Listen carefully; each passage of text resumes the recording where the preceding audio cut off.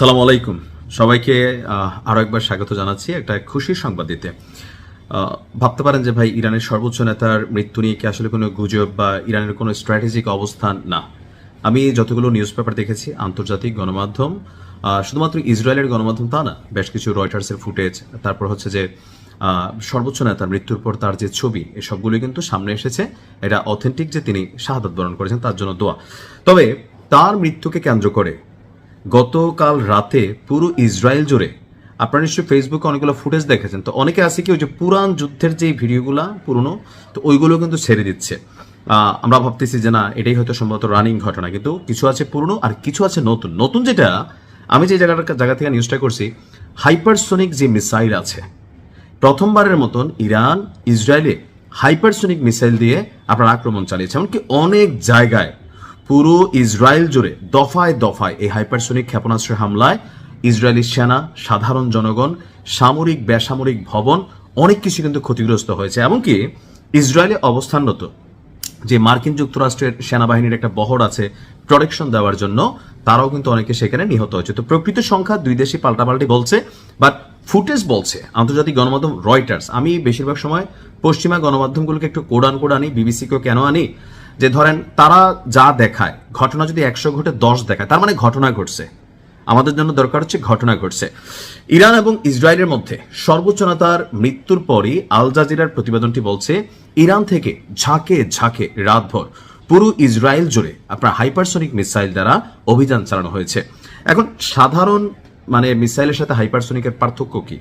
আমি যদি সহজ বাংলায় বুঝাই, উদাহরণটা আসলে কিভাবে দেই, যে ধরেন আগে যখন আমরা ধান খেতে ধান লাগাইতাম, তো কি করতাম, যে কৃষক প্রথমে মাটি কুপাইতো, তারপর হচ্ছে এটাকে হারভেস্টিং করতো, তারপর হালি চারা আলাদা নিত, তা আমরা অনেকগুলো কাজের লোক রাখতাম, এক গোছা করে লাগাইতো, তারপর এটারে র বা শাড়ি করা হইতো। তো এখনকার প্রযুক্তিতে এসে দেখেন চীন বা অন্যান্য দেশে, বাংলাদেশও আছে, যে মেশিনের মাধ্যমে চারা বপন হয়ে যাচ্ছে, যেখানে আপনার দৈনিক লেবার খরচ হতো 10টা বা 20টা, সেখানে একটা মেশিন একদিনে 100 জন লেবারের কাজ করতে পারে। অর্থাৎ প্রযুক্তির আপডেট ইস্যুগুলো সামনে চলে আসছে। তো ইরান কেন হাইপারসোনিক মারল? কারণ এই অভিযানের আগে মার্কিন যুক্তরাষ্ট্র ইসরায়েলের নিরাপত্তার জন্য তাদের সর্বোচ্চ প্রযুক্তির আয়রন ডোমটা অনেকেই বোঝেন, ধরেন বৃষ্টি আসছে, আপনি একটা ছাতি ব্যবহার করতেছেন, চারদিকে বৃষ্টি হচ্ছে, আপনার গায়ে বৃষ্টির পানি পড়তেছে না, তো এইরকম একটা নিরাপত্তার চাদর আছে। তবে ইরান যখন অভিযান চালায়, মিনিটে এত বেশি হাইপারসোনিক ক্ষেপণাস্ত্র বা সাধারণ ক্ষেপণাস্ত্র ছড়ে, এখানে দুইটা টিম কম্বো কাজ করে, একটা হচ্ছে প্রক্সি আর একটা হচ্ছে অরিজিনাল, একটা হচ্ছে ডুপ্লিকেট। অর্থাৎ আয়রন ডোমের কাজের সিস্টেমটা হচ্ছে কি, যদি ইসরায়েলের আকাশ সীমায় বা যে পৃথিবীর যে দেশ আপনার এগুলো ব্যবহার করে, তো প্রথমে একটা মিসাইল যদি এটা ডিটেক্ট করে, তখন এটা নিজের থেকে আরেকটা মিসাইল ছাড়ে, যে যাও গিয়া এয়ারে বি দিয়ে শেষ করো। তো এখন এয়ার যদি অরিজিনাল মিসাইল হয়, তাহলে তো এটার কার্যকরিতা শেষ হয়ে গেল, বিলিয়নস অফ ডলার ক্ষতি হবে। তো ইরান করে কি, একটা প্রক্সি, একটা হচ্ছে অরিজিনাল। তো প্রথম যেটা ডিটেক্ট করে, এখানে কয়েক সেকেন্ড সময় লাগে। যে ব্যাটারিগুলো থাকে, ব্যাটারি বলতে আমাদের নর্মাল ব্যাটারি ওইরকম না, দেখবেন যে এরকম খুব একটার মধ্যে 8টা 12টা সর্বোচ্চ মনে হয় 16টার সিস্টেম আছে। তো একটা যখন এর চিহ্নিত করে, এখান থেকে বি বের হয়, সি এর চিহ্নিত করলে ডি বের হয়।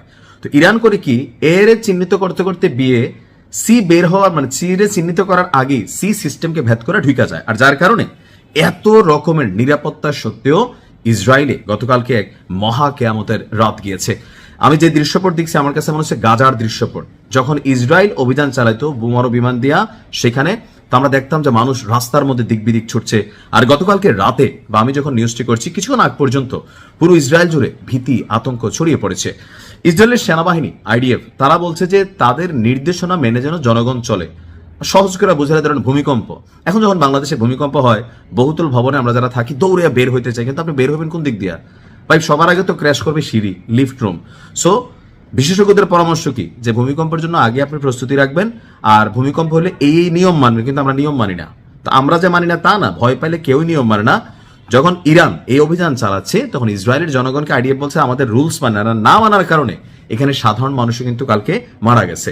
তো দেখেন, ইসরায়েলের জনগণের সাথে আমাদের কোনো শত্রুতা নেই, কোনো মানুষের মৃত্যুতে আমরা উল্লাস প্রকাশ করি না, কারণ আমরা মুসলিম জাতি, আমি মনে করি এটা মুসলিমের একটা চরিত্র। কিন্তু যখন শত্রুপক্ষ হয়, যখন আমার ভাইয়ের মৃত্যুতে তারা উল্লাস করে, তখন কিন্তু এই নীতি টিতি কাজ করে না। যার কারণে আমার কাছে খুব ভালো লাগছে যে না, খেলাটা সমান সমান খেলতে হবে। আরো বেশ কিছু সুসংবাদ আজকের দিনে থাকবে। ভালো থাকুন। আসসালামু আলাইকুম।